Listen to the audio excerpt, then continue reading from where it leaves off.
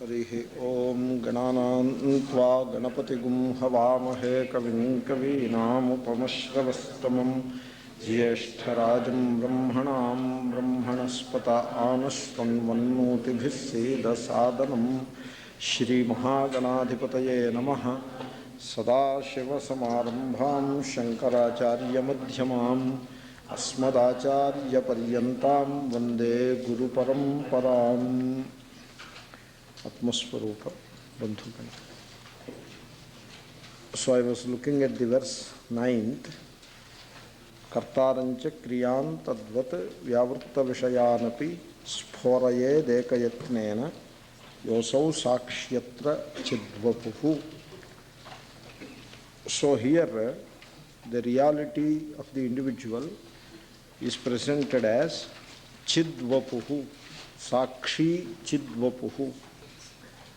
So, instead of identifying with the person or the ego, who is the experiencer with reference to the variety of experiences, instead of identifying with that ego or the person, you should recognize your identity is with the awareness which plays the role of a witness, sakshi.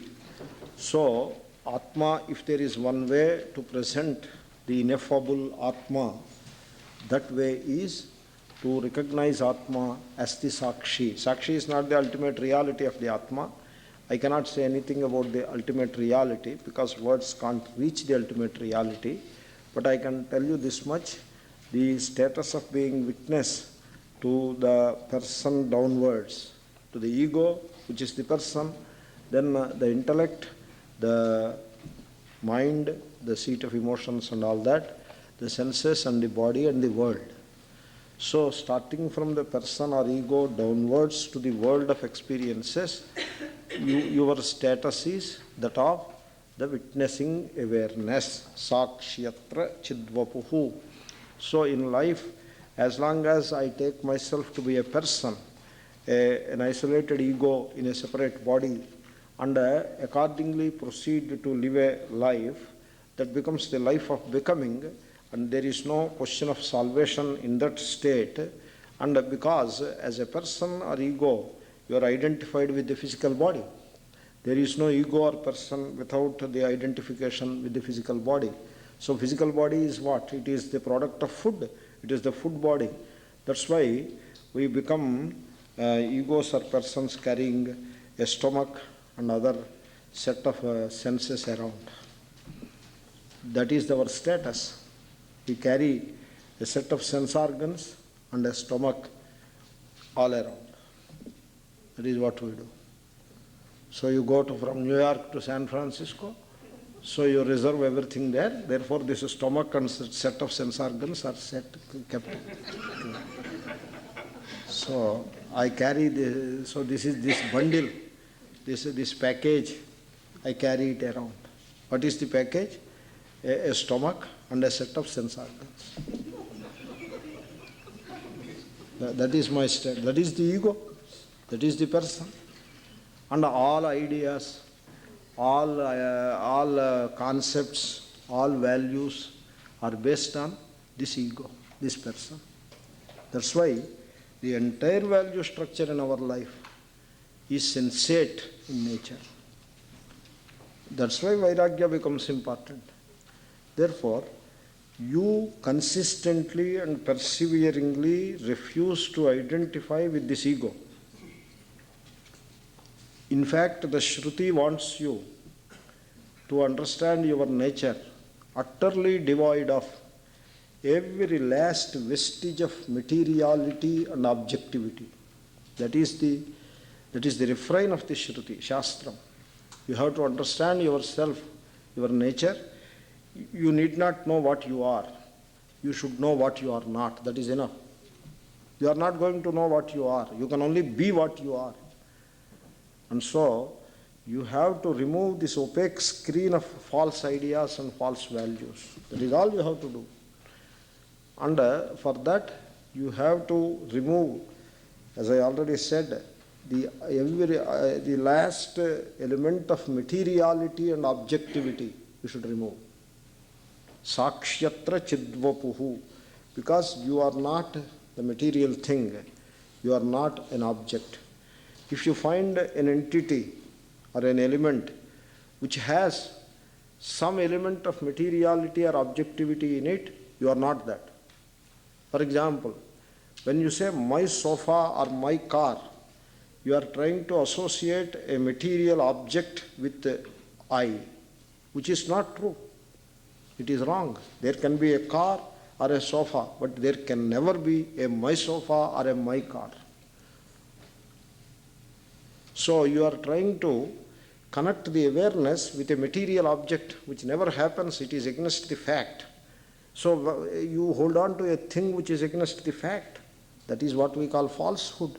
And falsehood binds people. Truth doesn't bind anybody. Only falsehood binds people. Therefore, there is a car, there is a house, there is a sofa, whatever. There is no my car, there is no my house, there is no my sofa. I possess a few things, but I never own anything. So, start at that point. Then body. Now look at the body. Is it a this or is it an I? Is it I or is it a this? It is this. It is object in my understanding, and it is a material in nature. It is food body. I tell you, this body, in India what they do, they purchase the cereals and grains and tamarind, and in South India, tamarind and mirchi, the chilies and the salt required for the total year they purchase and keep in a storeroom. Now, I tell you, in my vision, when I look at a person and this storeroom, they are both on one and the same. There is no difference between the two. Presently, whatever grains, wheat, rice, etc., which is sitting in the gunny bags, that alone is this gentleman. Yesterday's gunny bag cereal is today's gentleman moving around and talking with me. Even I am the same. Only thing is, I am present in all houses gunny bags, whereas he is present in his house gunny bag alone. It is the food body. Whatever is there in our storeroom, in our kitchen, etc., all that is going to be part of every one of us in the coming few days. It is food body, it is. So it is none other than food body. So when you have that clear understanding that this body is a this, it can never be I. It can only be an object of the awareness which is I. Senses. I am not the senses. I am aware of the senses. When I open the eyes, I am aware of the iksha that is coming in the next verse. Then mind. So I will discuss that also. I am not the mind. I wield the mind as a power. Mind is a power. Suppose I hold this flower in hand. There is a power in hand which holds the flower. Or if I hold a pliers in hand, so there is a power. Tongs, if I operate, there is a power that operates the tongs. It is not the tongs which operates itself. It is the hand which operates the tongs. And the hand has the power to operate. And this power that you see in the hands, it has its origin in the mind. It is the mind's power that operates the tongues.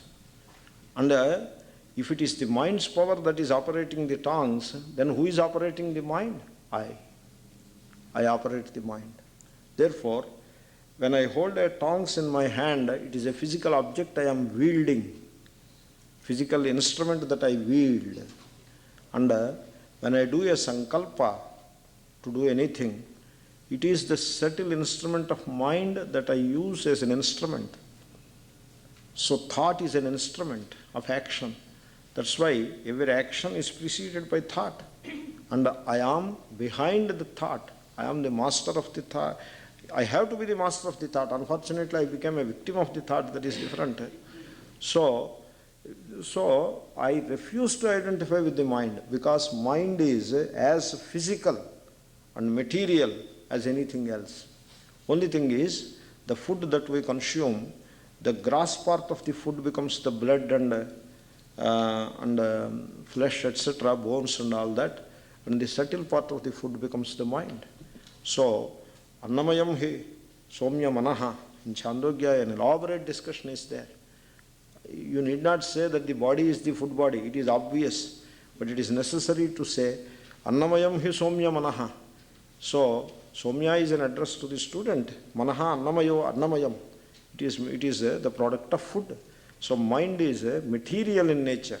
Very subtle, all right, but material in nature.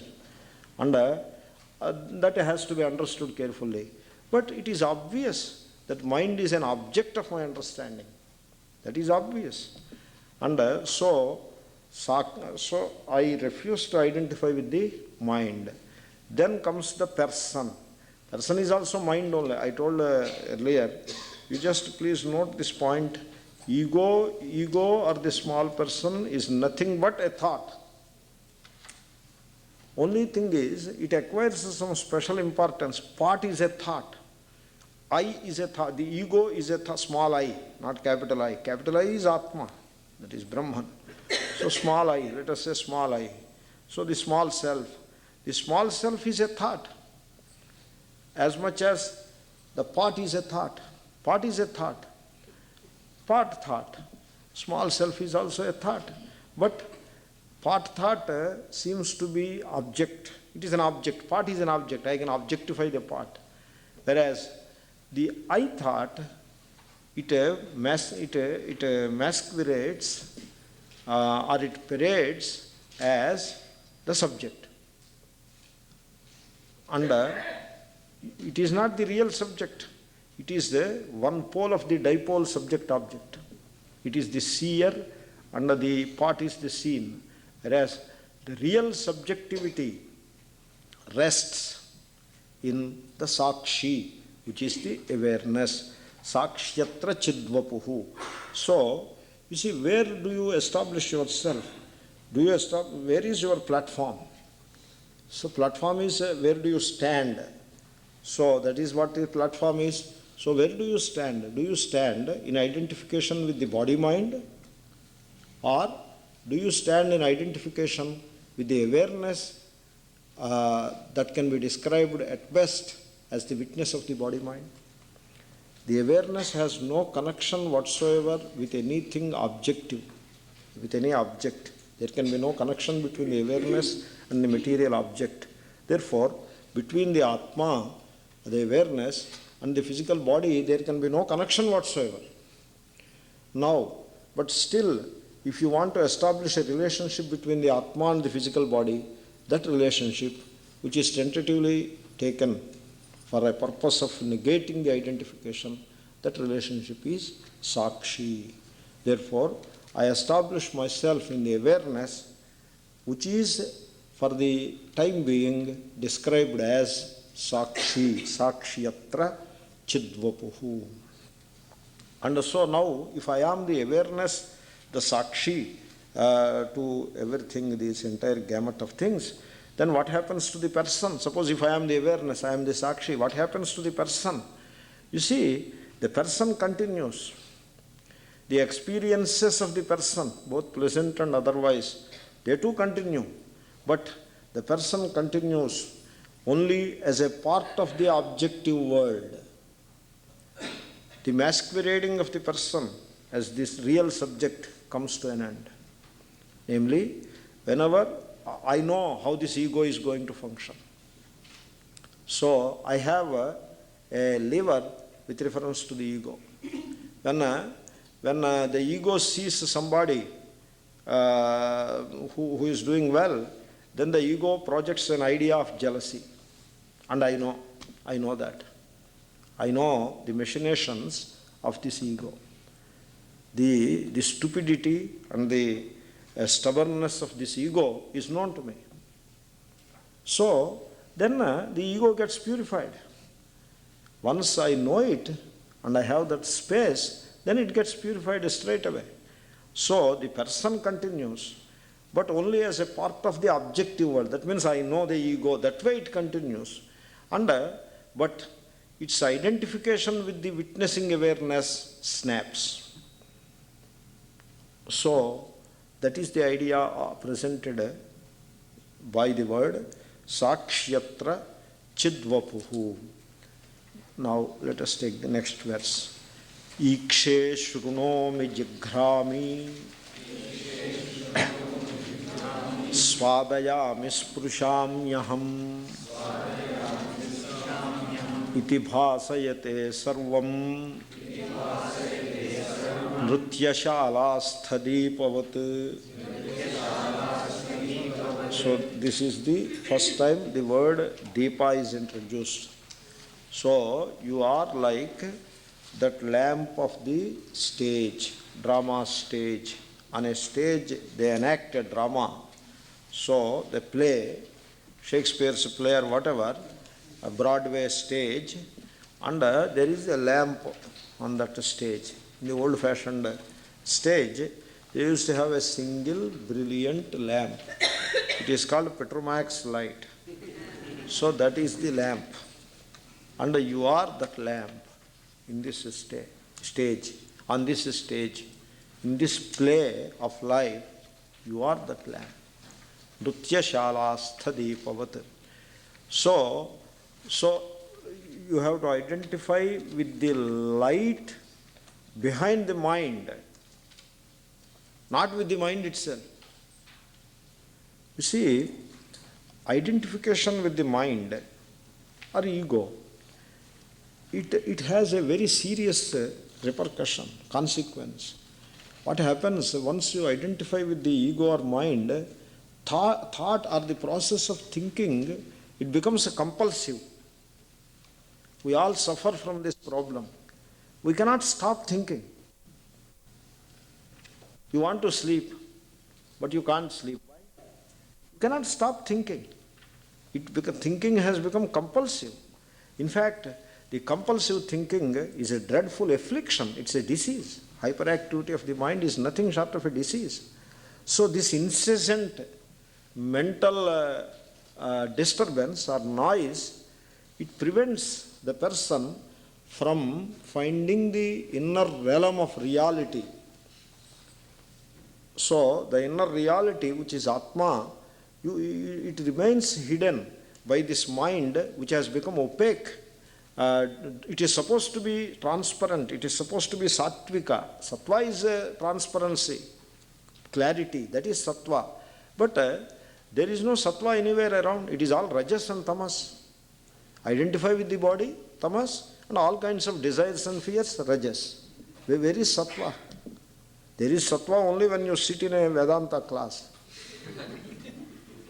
Or you do some selfless service, etc. Sattva predominates. When we live a life of sensate values, it is only rajas and tamas, as I told earlier. Therefore, when sattva is absent, the mind has become opaque, and so the inner reality, it remains hidden forever. For million lives also it can remain hidden. It may remain hidden. So what happens when the inner reality remains hidden? This incessant mental movement or thinking, compulsive thinking, it creates a false mind self, that is the ego. And this ego, it casts a shadow of fear and suffering in life. The ego's contribution to life is only fear and suffering. There is no other contribution from the ego. All light comes from awareness, the Atma. Atma contributes light, and it is like the villain on this day, and the drama play is enacted. So what is the contribution of villain? Does he contribute any illumination to the stage? No. He contributes only the negative aspect of the story to the stage.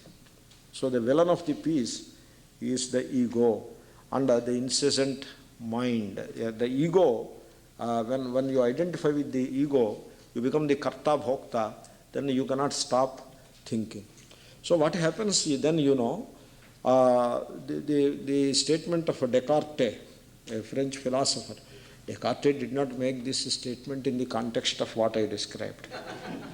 Let me say that. Descartes is a philosopher and I have all respect to him.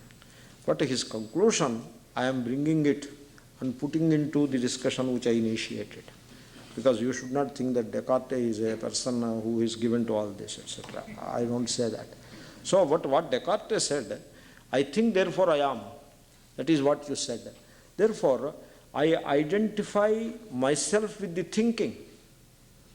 The most basic error in life is to equate thinking with being. You are the being, you are not the thinking. Thinking is a movement in that being, because the being happens to be awareness itself. That's why there is a movement. It is a dumb being, a jada being, that it cannot have a movement. Okay, it may have a movement also, but anyway, it is an awareful being, and the movement in that awareful being is what the mind is, what the thinking is. Therefore, when I identify with the mind, with the ego, I commit the most basic error of identifying with thinking, equating my existence with thinking rather than with the existence itself. So, then my identity becomes mind. Mind is cheerful, I am cheerful. Mind is cheerless, I am cheerless. Mind is jealous, I am jealous. Mind is angry, I am angry. So, like that. So, this way, it is a dreadful enslavement to incessant thinking. Now, you want to solve this problem by continuing to be the ego and the person. Suppose somebody proposes that no, you are not the person, you stop being the person, you are not the person, you know the truth, you are the reality behind the person, behind or higher or whatever, some word I use. So, the reality, you transcend the person, you bless the person, you are not the person. Suppose I say that. Then it becomes difficult to accept the proposition because I have too much commitment for this ego. Therefore, even to accept it as a premise, as a proposition, you need vairagya. Because the person is full of desires and fears, and so he doesn't want to leave his desires and fears.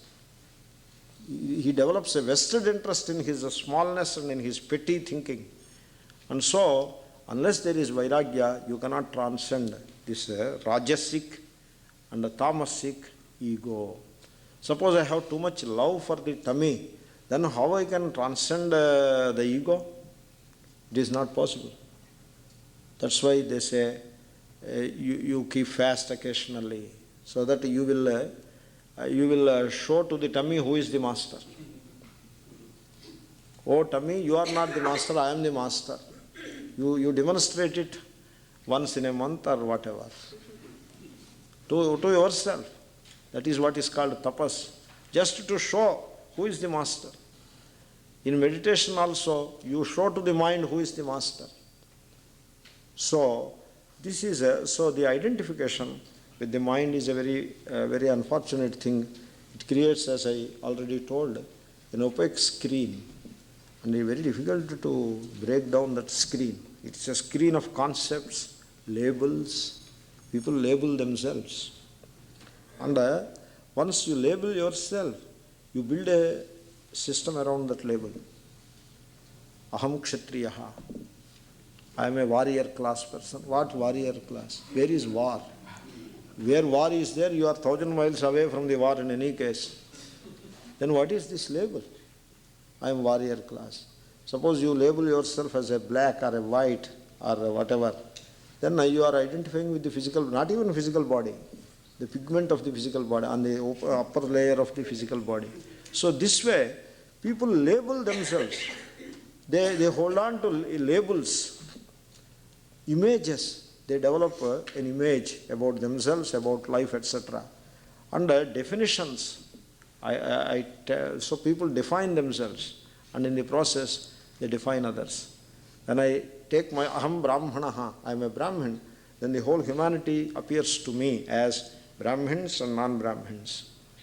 I am a Dutchman, Dutchman and non-Dutchman. I am a white man, white and non-white. I am a man, men and women. Any definition will split the vision. And this definition, it is a part of that opaque screen thrown up by the ego identification with the ego. And so all wrong values will come into the picture and they start appearing real. This is the problem. We live with the wrong values for so long, they start appearing real. And so that blocks all true relationship between people. True relationship cannot be established in ignorance. So two ignorant people can have a true lasting relationship. The relationship could be very brittle because each person is working for his own or her own ego. So a relationship won't flourish that way. In a relationship, there are two things: ego versus sacrifice and service. So if you want to emphasize the ego, then sacrifice and service are the victims, and the relationship becomes a problem. On the other hand, if you keep the ego down and allow the sacrifice and service to come into the fore, then the relationship will flourish. So when the person identifies with the ego, then where is the question of keeping the ego down? Therefore, the real issues are forgotten. It becomes a clash between egos. Therefore, even the relationship becomes very painful and binding relationship, if not corruptive. Therefore, all said and done, the illusion of separateness, to put it in the Vedantic terms, the illusion of this isolation syndrome, I am isolated from the whole, and so I am separate from the whole. It is an illusion. There is no reality to it. So that illusion is established in the mind. So this is the result of constant thinking. So I tell you, I will make a few statements, you think about it. If you are suffering from pain, the source of the pain is thought. So it is the thought vritti which has pain in it. Garbha, vritti garbha.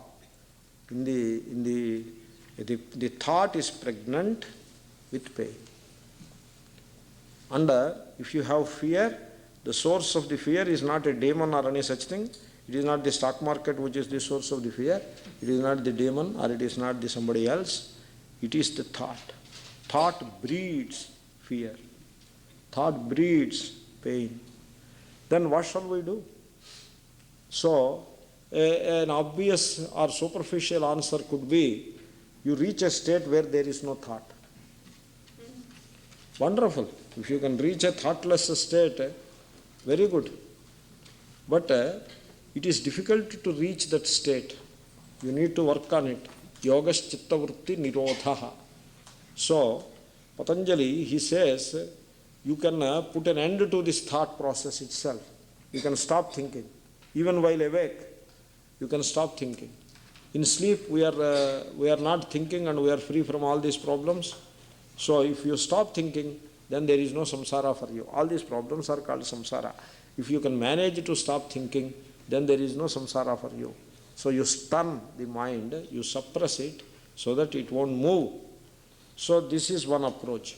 But this approach has its own problems. It has its own glory because even a Vedantin needs an element of concentration of mind.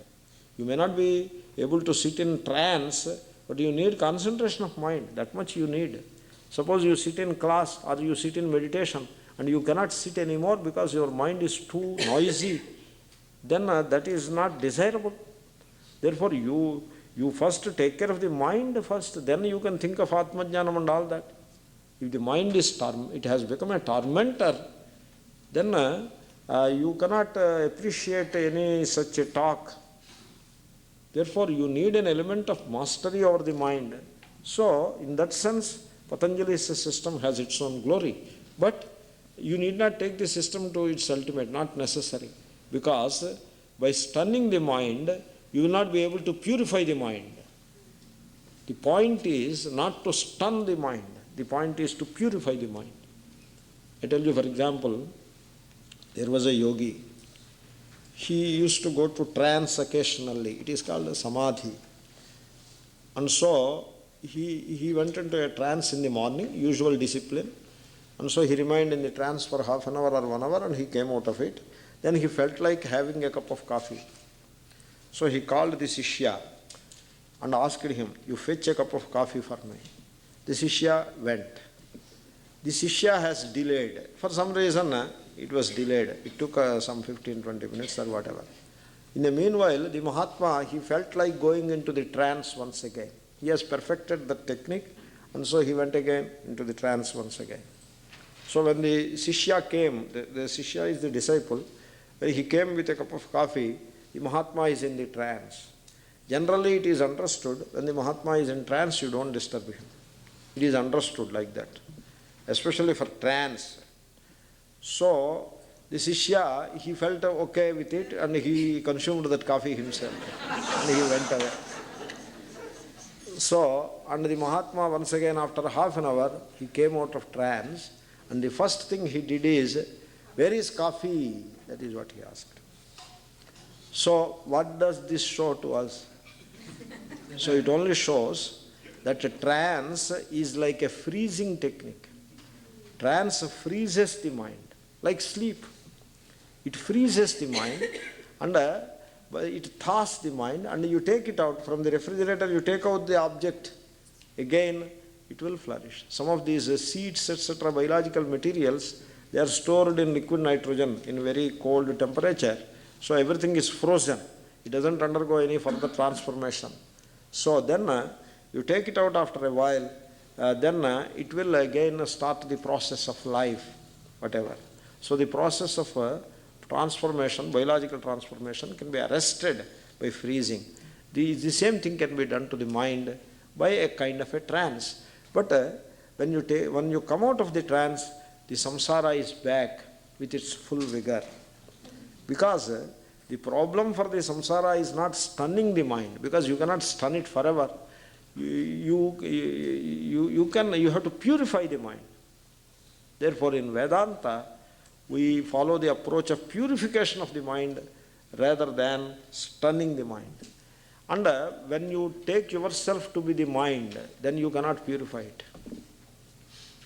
When you understand yourself to be the witness, even the status of witness is a temporary status, as I submitted.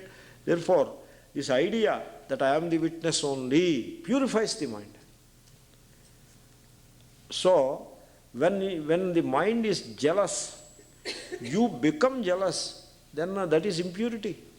You are now victim of the jealousy. Whereas, when the mind is jealous and you witness the jealousy in the mind, then it is obvious that this jealousy is false and you will be able to recognize it. And when it comes to the mind, knowing is conquering. You know the weakness of the mind, you have conquered the weakness of the mind. You need not do anything more than that. Knowing is conquering. Therefore, your ability to look at the mind, to watch the mind, watchfulness towards the mind, alertness, that is called samadhana. Samadhana is not samadhi. Samadhi is not one of our sadhana chatushtaya. It is not included in the qualifications. The fourfold qualifications are there. Samadhi is not included, but samadhana is included. Samadhana, it keeps the mind alert. It keeps you the alert. Towards what? Towards this incessant thinking and towards all the wrong ideas and the screen that is thrown up by the mind. You are alert towards that, and your alertness will save you. So, in Vedanta, it is not so much of concentration that is important. Some concentration is necessary. That is the basic input. Without that, there is nothing. So, after achieving an element of concentration, from then onwards, we take over to samadhana, alertness, watchfulness, being aware of the machinations of the ego. This is presented as a practice, as a sadhana in the 10th verse. You can now see that verse. Ikshe shrunomi jighrami swadayami sprushami aham. This aham is the ego. In that verse, aham is the ego. And that is the subject. In that subject-object dipole, it is the subject. Now, what can be the object? Generally, we do not present the material things as objects. Material things are too many. So, the material things are reduced into corresponding sensations, because a material thing is relevant only to the extent of the sensation caused by it. So, The flower is relevant to my understanding only to the extent of the sensation caused by it. Suppose the color of the flower is there. We take it to be absolute. There is nothing absolute about it. Flower has no color. Please take it from me. Flower has no color. Color is what you sense. What you understand is the color. So, when the flower reflects light, it is an opaque object, and also some light it reflects and some light it absorbs. A black body doesn't absorb, it absorbs all the light. A perfectly transparent body, it allows all the light to pass through. Whereas this is somewhere in between, it reflects some light, and that light is thrown on the retina, and that light you interpret or you read it as a color. That's why it is possible for two people to see different colors of the same object. It all depends upon the inner arrangement. And if 100 people look at it as blue, and if one person looks at it as red, then they call him blind. Color blind they call him. Suppose all the color blind people are living in a hostel, in a given hostel, and you go there. Now they are all right people and you are the color blind. Therefore, we call him colorblind on a relative basis, because large number of people are looking at it as blue, including the doctor. They look at it as blue, so he says it is red and he became colorblind.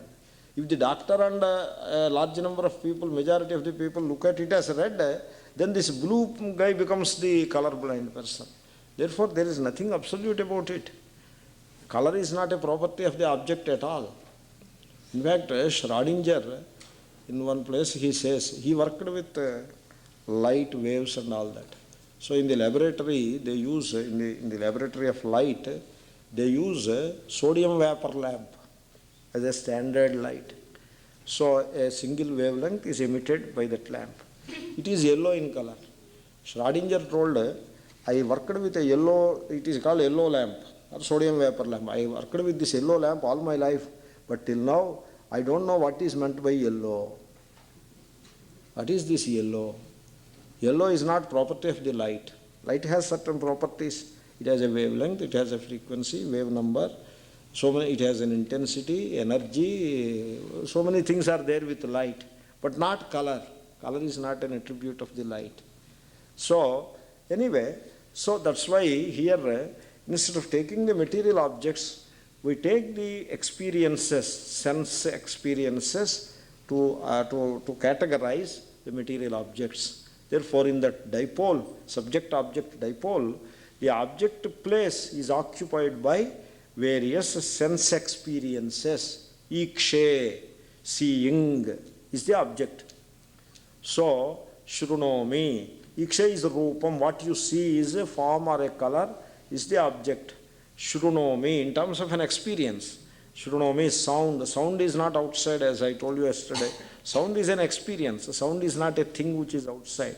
So sound, when you play violin or veena, etc., what you do is just give a vibration to that string, and there is a sympathetic vibration to the air in that instrument, and that is all what is there outside. There is no sound or any such thing. There is no music, etc. The sound is an experience for us, and a particular kind of sound, we call it music. So anyway, shrunomi, jighrami, again another experience. So experience is the object here. In the dipole, the experience is the object, the sensation is the object. So what you perceive as the ego, aham, what I perceive is not the object. Outside object you never perceive. You never come into contact with the outside object at all. What you perceive is the sensation.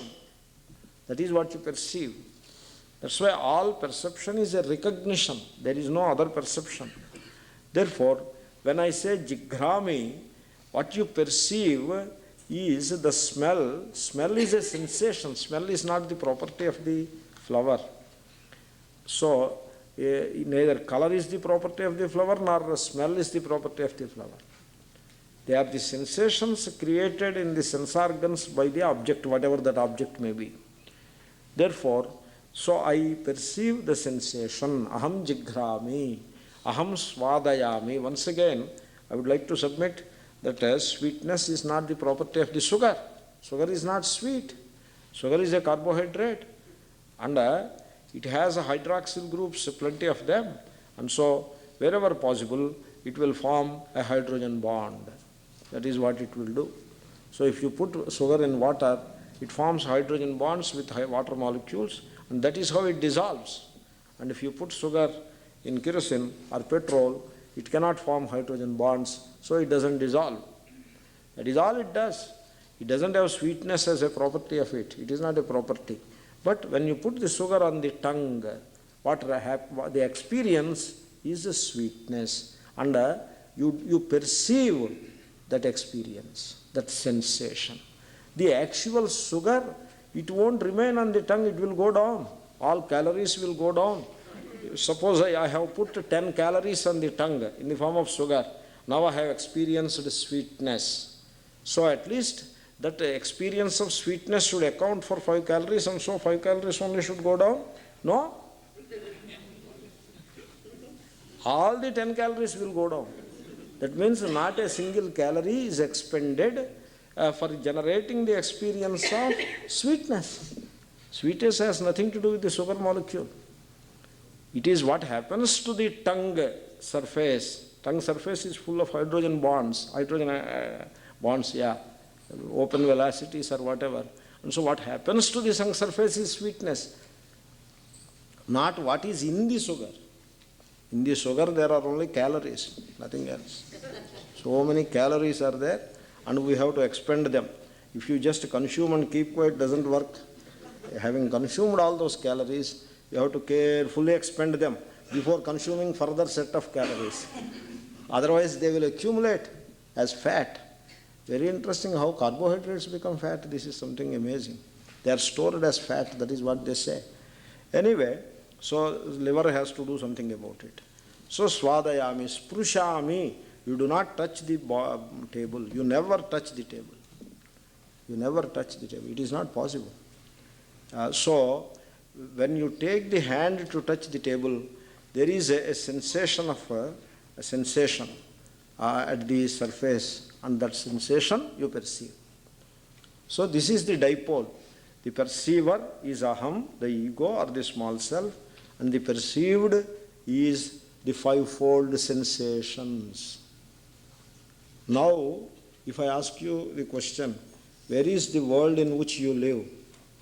Where is it? The world in which we live is in us. The real world, which is Brahman, is outside. Not only outside, it is within also. Outside it is as Sat, mainly manifesting as Sat, and inside it is manifesting as Chit, based on outside-inside division. If the outside-inside division is understood to be false, then you will know that Sat is Chit and Chit is Sat, and that is Atma. And that Atma is the God, and God is the unity of human and the nature. So, this is the truth. Therefore, so that is the dipole, subject-object dipole. Then where do I stand? I stand as the light of awareness which illuminates this play. This subject-object dipole is a play. It's a drama, tamasha going on. And so I illuminate iti bhasayate sarvam. Iti sarvam. All this. So all this triputi, it's a triputi, you can say it's a triputi. You see, Tarkikas, the logicians, said it is a triputi. Then the yogis and sankhyas, they said, why you call it triputi? Why not make it two? So the third is not there. There is only two. The subject and object, that is all they are there. Subject is there, object is there, then there is an action in between. There is no action in between. Subject and object coming into contact, that is all, that is the action. There is no other action. Therefore, you saw seer, seeing, seen, triputi. Forget about seeing. Seer and seen, they take care of the seeing automatically. You need not count it separately. When you are saying seer, seen, seeing is incorporated in it. So drop it. So now we are left with seer, seen. This is Sankhyas. Tarkikas, seer, seeing, seen. Triputi. Sankhyas, dvi, two. Prakriti, Purusha, Viveka. They are two people. The Tarkikas are three people. Three some, two some, like that. So, this is what it is. Under that dipole, the subject-object dipole is there. And where do I stand in this whole scheme? What is my place?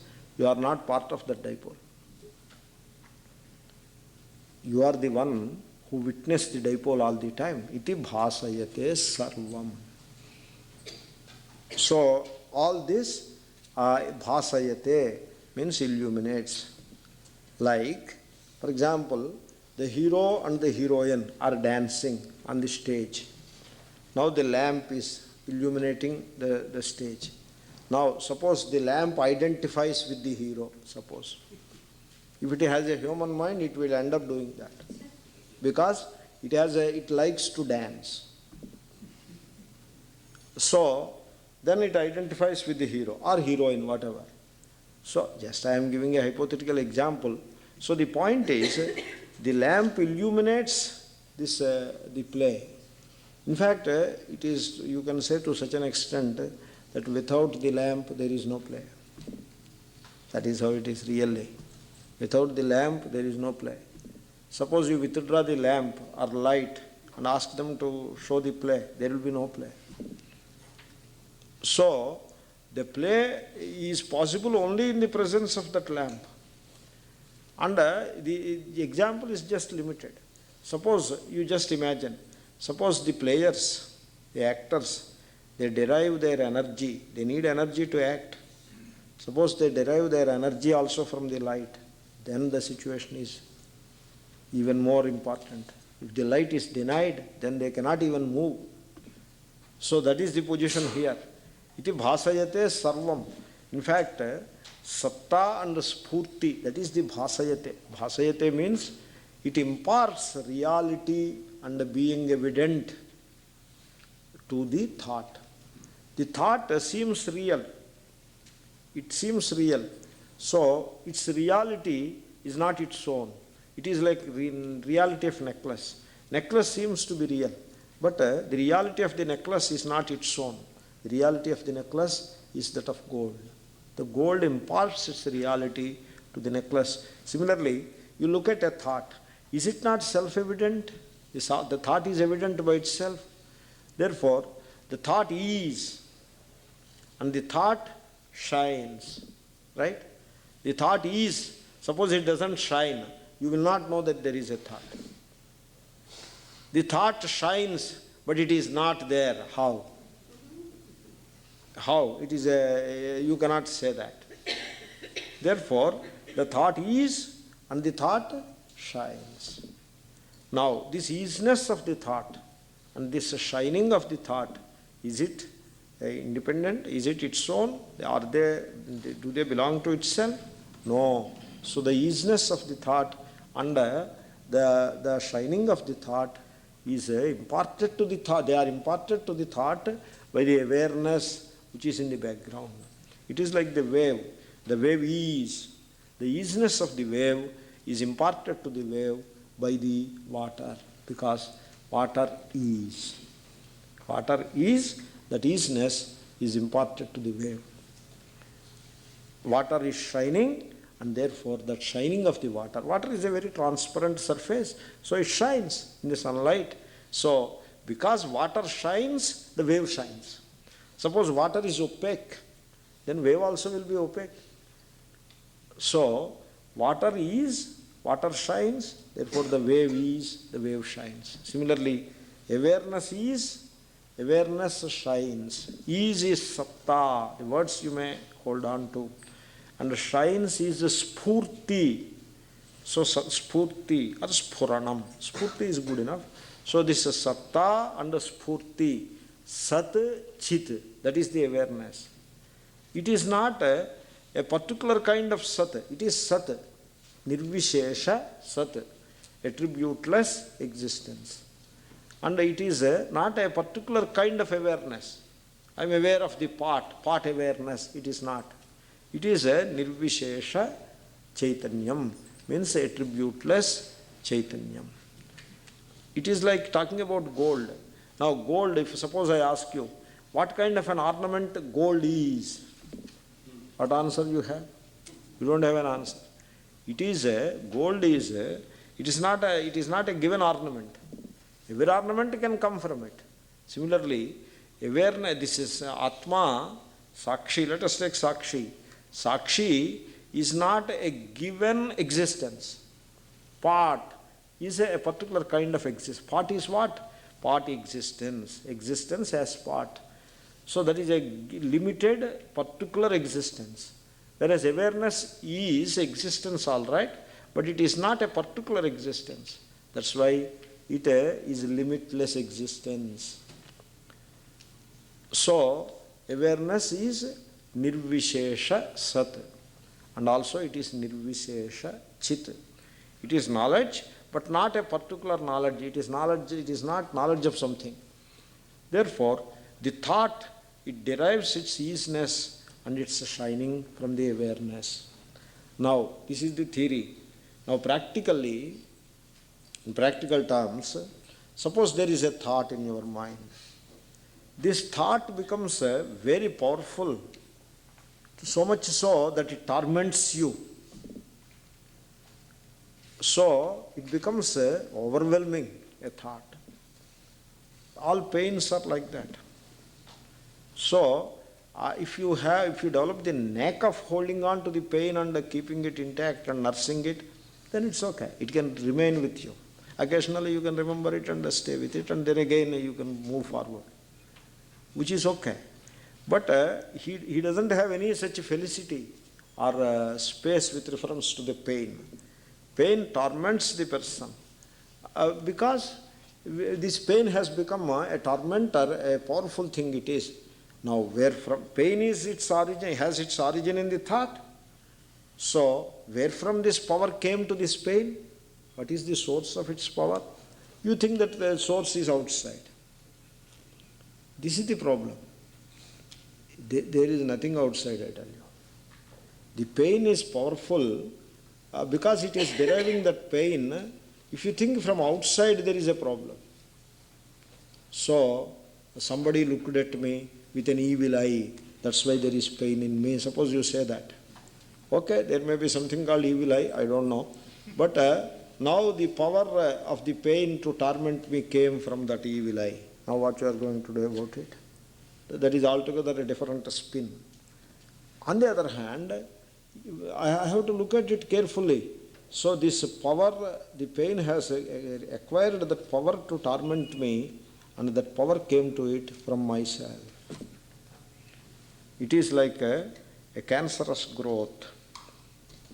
It acquires all its nourishment from the same body, and then it tries to destroy the body which nourishes it. Similarly, the mind, I give all the power to it. The thought, it derives its existence from I, the Atma, the Sakshi, and it derives its shining from I, and all power, that awareness is power. That's why I mentioned in the earlier class, Sakshitvam, you are able to gain that space with reference to the mind and remain a neutral, uninvolved witness to the thought process. That is not a stale state. It is a powerful state. It looks passive, but it is alertful passivity, which is very powerful state it is. It is the source of all power. Therefore, this thought acquired the power, my power, from me, and then it torments me. Therefore, the thought, it acquired the power from me. Now what all I have to do is just withdraw the power from the thought. Then it cannot torment me. How? Step back. How the thought gained power? Because I identify with the thought, I take myself to be the ego which is now identified with the thought. So, by identification, all the power of the Atma is now transferred to this thought, and this thought has become a tormentor. Therefore, in practical terms, if you can stay apart, step back as it were, and this is a physical, I am talking in terms of physical distances and space, etc., but there is no physical about it. It's all a way of explaining things and a way of analysis which helps in understanding. So when I step back, as it were, so that means I am opening the door to a higher dimension of my own personality. I can say that way. Or I am now opening the possibility of an insight about myself. So by stepping back, the thought becomes powerless. And now it cannot torment me anymore. Therefore, you be the Nrutyashalastha Deepa, be the light. Don't be identified with the body-mind. You be the light that illuminates the body-mind. Now, once again, suppose you are watching the breath. You see, I study some psychology. Some psychology book, whichever book comes before me, every printed word is sacred, so just read it. If it is takes you forward, you will continue to read, otherwise you will keep aside. So, what I noticed is, the psychology is a wonderful effort to understand the human mind. And in the process, they are able to understand the mind patterns in a general way. Any generalization helps. Particularization makes you suffer. You generalize it, you find a way out of it. That's why in Vedanta, Vedanta is the art of generalization. So, sadharanikaranam. So, you try to discover the commonality instead of getting bogged down in particularities. I don't know whether we can call it singularity, I don't know, I have to look into it. So, generalization, it helps. So, what I was saying, in psychology, they do that generalization. That helps in understanding certain things. But what I found is, the Atma is missing. In the psychology, there is no Atma Vastu. The mind is given total reality. The mind is real. The thinking patterns are real. Everything is real. So once you give a reality to the mind which it doesn't deserve, then the Atma is hidden. Therefore, in the entire analysis, there is no Atma Vastu. It is like a physical body. Sometimes in pathology section, they examine a physical body. In every detail they examine it. But there is no life in it. Maybe there is some relevance in it. I am not saying it is meaningless. There must be some meaning, otherwise why they do it. So similarly, there is a purpose in examining the mind, but there is no Atma in it. So if you want to examine the mind and at the same time be connected to the being, the Atma, not to be disconnected from it, then Vedanta is the answer. That's why Vedanta is a super psychology. So here we analyze the mind, but at the same time, Atma is there. All analysis of the mind finally culminates in the appreciation of Atma. Vastu is, for us, it is the life, it is our bread and butter. Without Vastu, there is no fun in all this analysis. Now, suppose you are watching the breath without understanding your true nature as the Atma, which is taken in an ad hoc basis as the Sakshi, with reference to all this Sakshyam. Without this clear vision, you just adopt watching the breath as a technique. Then what happens? You are adopting, it is like a mechanic repairing a car. He doesn't know anything about the inner working mechanism of the car, but he ends up repairing it. But if the repair is not the routine one, then he cannot do it. He cannot improve the engine. A car mechanic, whom you find on every roadside in India, these car mechanics, they can repair a car, but they cannot improve upon the engine. They cannot bring a newer engine or a new model into the market. It is the automobile engineer who knows the workings of that machine. He can improve upon it, and he can make a new model into the car. Everyone who eats bread cannot improve the bread making, So that's why Just you watch and adopt this technique of witnessing the breath, etc. It helps in a few ways, namely the mind is calmed and you will gain some inner peace. But if you just leave it at that stage as a technique, there are two problems in that. Taking up any such a effort as a sakshitvam, as a technique, if you convert it into a technique instead of understanding it, understanding is different and technique is different. It is doing versus understanding. So technique is all about doing. In that what happens, you will grow out of it very soon. It becomes routine and mechanical and you will lose interest in it soon, number one. Number two, you don't know the vastu. Once again, you are handling a thing without the reality as its base. Therefore, as a simple technique of watching the breath is not enough. You have to have a very clear understanding of yourself as the Satchidatma, as the being, and just to gain mastery over the mind, you practice this attitude of being the witness towards the mind. So I am trying to put it on its proper perspective. So you try to stay as the Nrutyashalastha Deepavat. Identify with the consciousness, worship the consciousness, be conscious of the consciousness. Don't identify with the physical body and don't worship the physical body. Just manage the physical body. You are not the physical body. Physical body is at the best a trust. Even that I am not sure. Even while saying it, I am not sure of it. Because somehow I would like to appreciate this truth. It is the truth. The delay is on our side to appreciate it. It may take some time to know the truth. But truth is shining all the time. The truth is the physical body is not taken care of by this small little ego. It appears like that. It appears that the ego procures the food, the ego cooks the food, the ego eats the food. It looks like that. No. The physical body is taken care of by a higher power, which is there is Ishvara's hand that is running this whole show. There is a mysterious higher power which is moving the earth around the sun and which is making galaxies appear the way they appear, etc. So which is making new stars born and old stars die out. So that power is which is pumping the heart. That power alone is pumping the heart, and that power is keeping this body, taking it forward, and it is running this body. And this body, it follows the laws of that higher power. It doesn't follow my laws. The ego's laws, the ego's desires and ego's agenda has nothing to do with the body.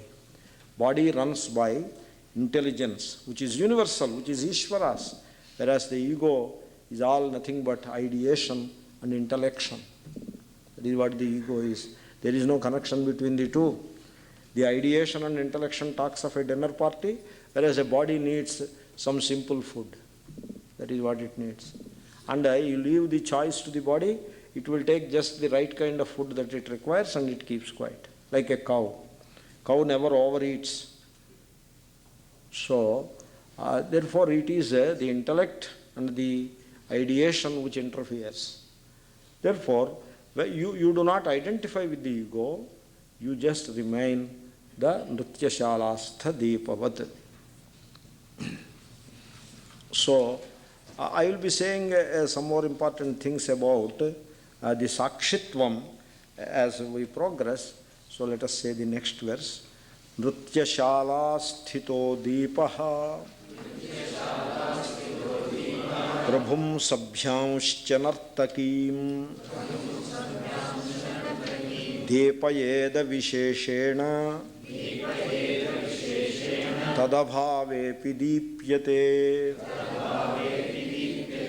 Just the Nrutyashalastha Deepavat, it's a compound, which is the illustration that is explained in this verse. There is nothing extra about it. That's why the Tikakara says, Drishtantam Spashtayati. The verse is an elaboration of the illustration which is presented in a single compound. Nrutyashalastha Deepavat. What is it? What is this Nrutyashalastha Deepa? So, there is a Nritya Shala, means a dance hall. I don't know what they call it in modern language, they have names for it. Some for theatre. Theatre and even more higher sounding names are there. Anyway, there is a theatre. So in Broadway we have quite a few of them. Nritya Shala.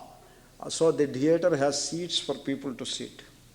And in those days, like in the Roman theatres, similarly in India also, there used to be some theatres like that. And there, the VIP gallery will be separate. And in that VIP gallery, there is one very special seat that is occupied by the king. This Mahatma, he was acquainted with some of these things, because he went to the court of the king of Vijayanagar, Hampi. And so these kings, they have everything going for them. Other people are there to do whatever they want. So what they will do? They promote these arts, etc., and sit in a huge chair and watch the dance going on. That is what they do. So this Roman theatre is one such thing. And so in the medieval kings were like that. Now, is it good or bad?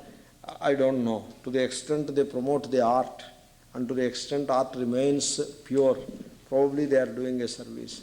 But to the extent they convert it into a sense pleasure and into a sensate value, then they have done the wrong thing to the whole. Anyway, so this Prabhu, the king, who is observing the play going on, the dance program going on. So Prabhum, Sabhyamscha. Then there are other members of the court. They occupy seats, and the audience. Sabhya are the audience. They were sitting and they are observing the dance program. Then Nartakim. Generally in those days, only women used to dance. Nartakim, he says.